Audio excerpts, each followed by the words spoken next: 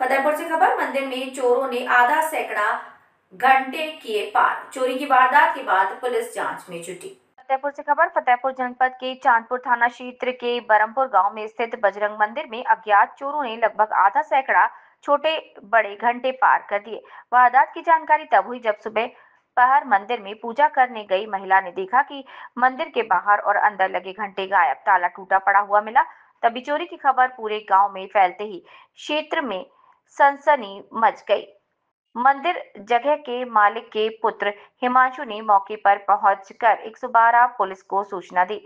चोरी की वारदात की सूचना मिलते ही नजदीकी चौकी अमौली थाना क्षेत्र पुलिस फोर्स ने घटनास्थल का निरीक्षण कर पुलिस जांच में जुट गई।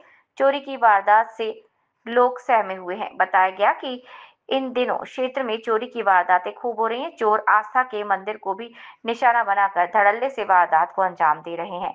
अमरदीप त्रिपाठी, फतेहपुर।